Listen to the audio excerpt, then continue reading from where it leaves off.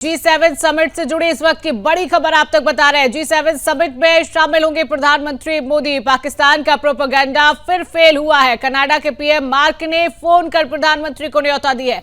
Mark Carney ने PM Modi को आमंत्रित किया है। 15 से 17 जून तक कनाडा में समिट का आयोजन किया जा रहा है। जन जन के रिश्तों से जुड़े हैं भारत और कनाडा। बड़ी खबर आप तक पहुंचा रही है।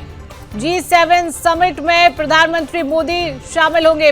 पाकिस्तान का जो प्रोपेगेंडा है वो फेल होता हुआ नजर आया है। कनाडा के पीएम मार्क ने फोन कर प्रधानमंत्री मोदी को न्योता दिया है। मार्क कार्नी ने पीएम मोदी को आमंत्रित किया है और 15 से 17 जून तक कनाडा में समिट का आयोजन किया जा रहा है। जन जन के रिश्तों से भारत और कनाडा लगातार जुड़ा हुआ रहा है और G7 समिट से जुड़ी इस वक्त की बड़ी खबर आप तक पहुंचा रहे हैं। G7 समिट में प्रधानमंत्री नरेंद्र मोदी शामिल होंगे। पाकिस्तान का प्रोपेगेंडा इस समय पूरी तरह से फेल है। कनाडा के पीएम मार्क ने फोन कर प्रधानमंत्री मोदी को न्योता दिया है और मार्क कार्नी ने पीएम मोदी को आमंत्रित किया है G7 समिट को लेकर। G7 समिट 15 से 17 जून तक कनाडा में आयोजन होगा।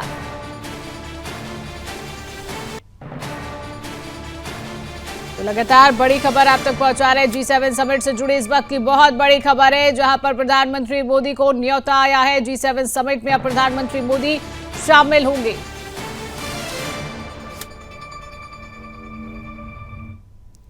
तो इसी खबर पर अधिक अपडेट लेंगे। हमारे साथ दिल्ली से संवाददाता मीनाक्षी श्रेयान जुड़ चुकी है। मीनाक्षी, G7 समिट में प्रधानमंत्री मोदी को न्योता आया है और बड़ी खबर निकल कर आई है कि प्रधानमंत्री मोदी अब G7 समिट में शामिल होंगे। क्या अपडेट इसको लेकर फिलहाल?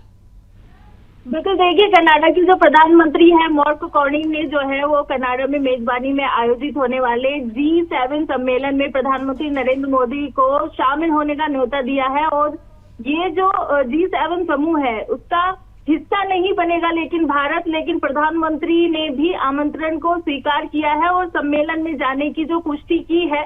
अब इसे लेकर कनाडा के जो नेताओं की प्रतिक्रिया है वो सामने आ रही है। और कनाडा के एक वकील और ब्रिटिश कोलंबिया प्रांत के जो विधायक है उन्होंने पीएम मोदी को G7 सम्मेलन में आमंत्रित करने के लिए कनाडा सरकार के फैसले की तारीफ भी की है। इसके साथ ही ग्लास बोर्डी जो है उन्होंने कहा है कि भारत को G7 सम्मेलन में बुलाना एक शानदार खबर है और दोनों देशों के बीच बहुत कुछ अच्छा होने वाला है, अच्छा देखने को मिलने वाला है। और कनाडा में बड़ी संख्या में जो है वो भारतीय समुदाय के जो लोग रहते हैं वो प्रधानमंत्री मार्क कार्नी द्वारा जो है पीएम मोदी को आमंत्रित किया जाना एक सकारात्मक पहल मान रहे हैं। और बीते कई वर्षों से दोनों देशों के जो संबंध है वो अच्छे नहीं रहे थे, लेकिन इसके बावजूद जो है भारत के साथ जो है वो संबंध सुधारने की जरूरत जो है कनाडा को नजर आई और ऐसे संकेत मिल रहे हैं कि अब जो ये संबंध है वो सुधरने वाले हैं। बिल्कुल मीनाक्षी, पाकिस्तान की अगर बात करें तो पाकिस्तान का हमेशा से प्रोपेगेंडा रहा है कि भारत की एक अलग छाप जो है वो दुनिया में पहुंचे, गलत छाप दुनिया में पहुंचे। लेकिन भारत का जो विकास है, भारत की जो छाप है वो पूरी दुनिया देख रहा है और उसी का नतीजा है कि G7 समिट में प्रधानमंत्री मोदी को न्योता आया है और प्रधानमंत्री ने इस न्योते को स्वीकार किया है और वो कनाडा के G7 समिट में वहां पर शामिल होंगे। लेकिन पाकिस्तान का जो प्रोपेगेंडा है वो भी पूरी दुनिया ने देखा है कि झूठ का प्रोपेगेंडा और आतंकवादी का प्रोपेगेंडा लगातार पाकिस्तान यहां पर फैलाता रहा है, लेकिन उसकी चाल जो है वो कामयाब नहीं हो पाती है। देखिए, जिस तरीके से पहले भारत को इनवाइट नहीं किया, लेकिन डेलीगेशन ने जिस तरीके से हर देश में जाकर एक्सप्लेन किया और जो पाकिस्तान का पर्दाफाश किया, उसके बाद जो है देखने को मिल रहा है कि प्रधानमंत्री नरेंद्र मोदी को ये न्योता आया है। और बात करें अगर भारत और कनाडा के संबंधों में जो खटास की वजह थी वो कनाडा के जो पूर्व सरकार द्वारा खालिस्तानी कट्टरपंथियों को संरक्षण देना था। जब इसे लेकर ब्रोडी के सवाल किया गया तो उन्होंने कहा कि खालिस्तानी कट्टरपंथ जो है एक बड़ी समस्या है, इसमें कोई शक नहीं है। लेकिन कनाडा में रहने वाले हिंदू और सिख समुदाय के जो लोग हैं इन हालातों में खुश नहीं नजर आ रहे हैं। उम्मीद है कि संघीय सरकार और भारत सरकार के बीच जो है इस मुद्दे पर बात होगी। तो ये माना जा रहा है कि जो अब प्रधानमंत्री नरेंद्र मोदी जा रहे हैं तो इस मुद्दे पर भी जो है बातचीत होने वाली है, खुलकर बातचीत होने वाली है। और ब्रिटिश जो कोलंबिया प्रांत के भी खालिस्तानी कट्टरपंथ है वो बड़ी समस्या है। ये कई लोग जो है इसको डरावना भी मानते हैं और अब समय आ गया है कि इस पर सख्ती से जो है वो निपटा जाएगा और इसी को लेकर जो है दोनों देशों के जो नेता है वो मुलाकात करने वाले हैं और इस मुद्दे पर जो है खुलकर बातचीत भी करने वाले हैं। बिल्कुल मीनाक्षी, संबंधों में सुधार भी आएगा?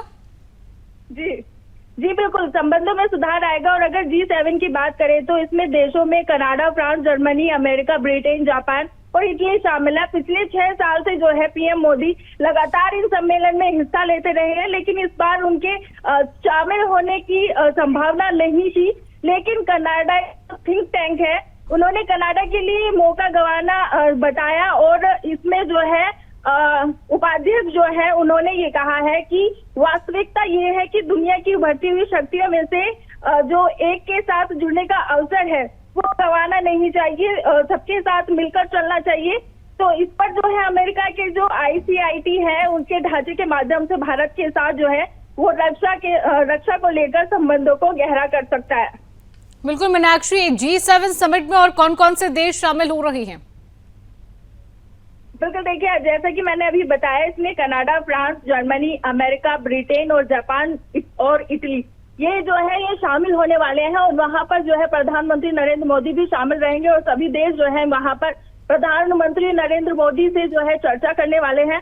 और इसमें जो चर्चा रहेगी वो विकास को लेकर रहेगी और जिस तरीके से पाकिस्तान ने प्रोपेगेंडा फैलाया है उस पर भी बातचीत हो सकती है। इसके साथ ही भारत और कनाडा के जो संबंध खराब हो गए थे खालिस्तानी कट्टरपंथियों की वजह से, उस पर भी जो है यहाँ पर बातचीत होने वाली है और इसमें जो है सुधार लाया जाएगा। और इस पर जो है दोनों देशों के जो नेता है वो मुलाकात करके जो है इससे सख्ती से निपटने की यहाँ पर बात सामने आ रही है। मीनाक्षी, क्या लगता है जब पाकिस्तान की तरफ से एक चाल होती है, पहलगाम का जो आतंकी हमला होता है, उसके बाद भारत पूरी दुनिया को अपनी ताकत दिखाता है, प्रतिनिधिमंडल पूरी दुनिया में पहुंचते हैं, अलग अलग देशों में पहुंचकर अपनी बात जो है वो रखते हैं कि किस तरीके से पाकिस्तान ने आतंकवाद फैला है।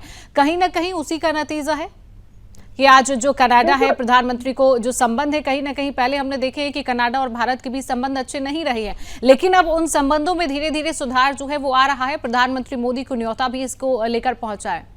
मीनाक्षी, बिल्कुल, देखिए यहाँ पर अगर बात की जाए, प्रधानमंत्री नरेंद्र मोदी ने जो कनाडा के नवनिर्वाचित प्रधानमंत्री मार्क जे कार्नेगी है उनसे फोन पर बातचीत की है और उन्हें हाल ही में चुनाव की जीत की बधाई भी दी।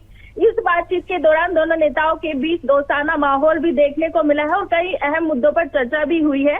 और इसके साथ G7 सम्मेलन को लेकर तैयारियों पर बातचीत हुई। प्रधानमंत्री नरेंद्र मोदी ने G7 सम्मेलन के लिए उन्हें निमंत्रण देने पर जो है प्रधानमंत्री कार्नी का आभार भी जताया। और ये सम्मेलन इस महीने के अंत में कनाडा में होने वाला है।